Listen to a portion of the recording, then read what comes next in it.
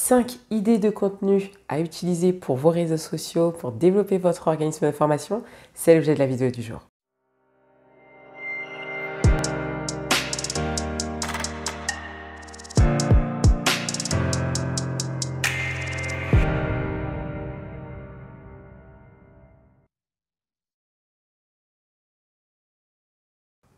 Bonjour à tous, j'espère que vous allez bien. Je me présente, je suis Alexandra Simon.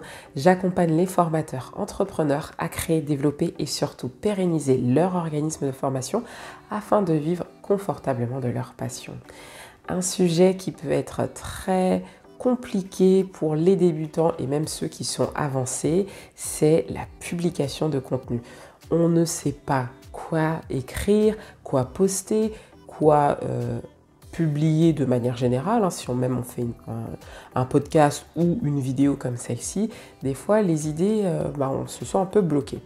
Du coup, j'espère que ces éléments que je vais vous partager, ça va vous aider à vous réconcilier sur la publication de contenu et l'utiliser tout de suite dans votre organisme de formation. Et n'oubliez pas, restez jusqu'au bout parce que j'ai une petite surprise pour vous à la fin.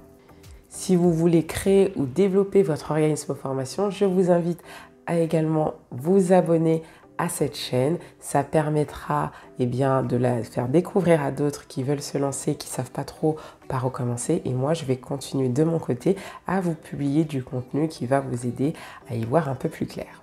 La première chose et le premier élément que je voudrais vous partager aujourd'hui comme idée de contenu, c'est l'actualité.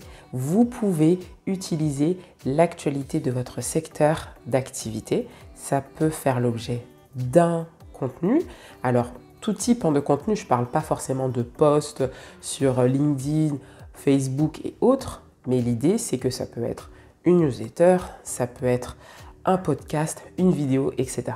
Donc, l'actualité de votre secteur peut faire l'objet d'un contenu sous tout type, d'accord? Ou vous pouvez même le séquencer. Ce n'est pas une question de post, c'est plutôt une technique qui va vous permettre, une thématique plutôt, qui va vous permettre d'avoir beaucoup plus d'idées et être beaucoup plus créatif là-dessus. Donc, n'hésitez pas à rester en veille sur votre domaine d'activité.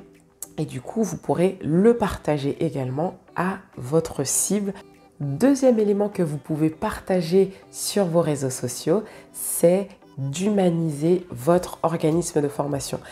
Vos prospects et vos futurs clients, ceux qui veulent savoir, c'est qui est derrière ce centre de formation. Donc, humaniser votre organisme de formation, ça passe par les coulisses en fait. Vous allez dire un petit peu qu'est-ce qui se passe dans vos coulisses, dans votre quotidien de dirigeant de centre de formation. Qu'est-ce que vous y faites, avec qui vous travaillez, etc., etc. Les événements que vous avez mis en place ou les projets en cours, c'est des éléments de publication qui peuvent faire en fait l'objet de publication, d'accord?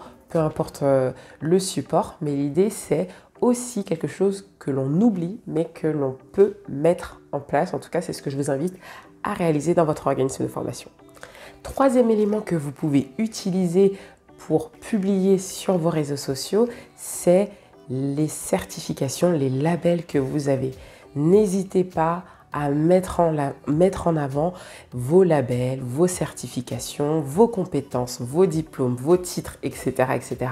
Vous devez montrer que vous êtes un expert, que vous n'êtes pas n'importe qui, que vous êtes en toute légitimité de pouvoir les accompagner, donc d'accompagner vos futurs clients et montrer qu'ils peuvent vous faire confiance parce que vous êtes un expert dans votre domaine.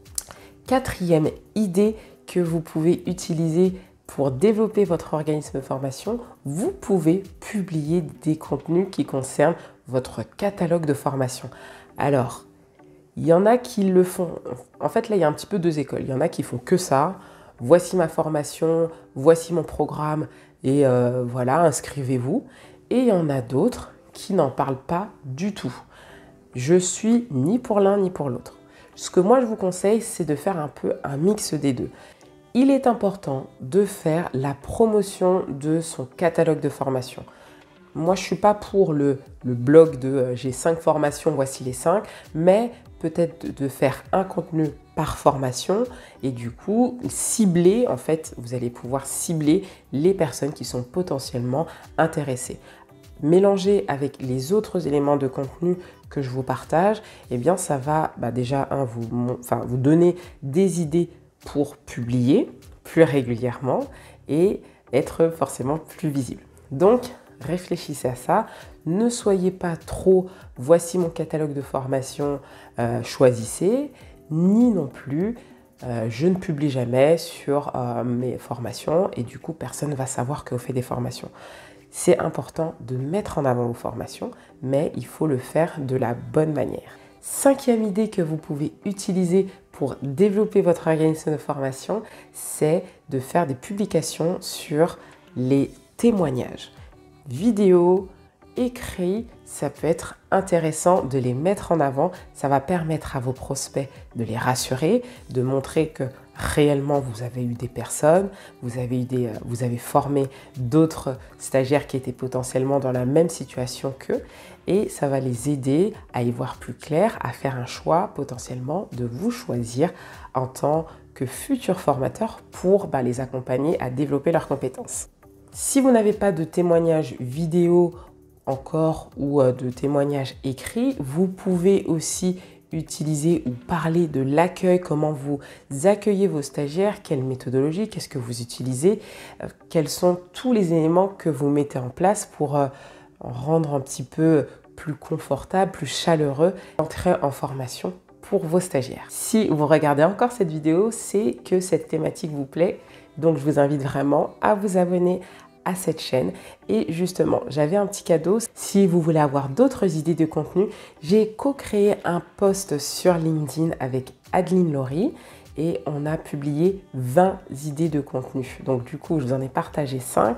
Si vous voulez en avoir d'autres, je vous mettrai le lien. Vous allez voir, c'est vraiment super intéressant. Si vous publiez, on va dire, un post, vous faites une publication par semaine, vous en avez pratiquement pour plus de 5 mois. Donc ça peut être intéressant d'aller voir ce post et j'espère que vous passerez à l'action. Voilà, si cette vidéo vous a plu, n'hésitez pas à me faire un petit commentaire. Je serai ravie de vous lire et de vous répondre. D'ici là, prenez soin de vous et je vous dis à bientôt.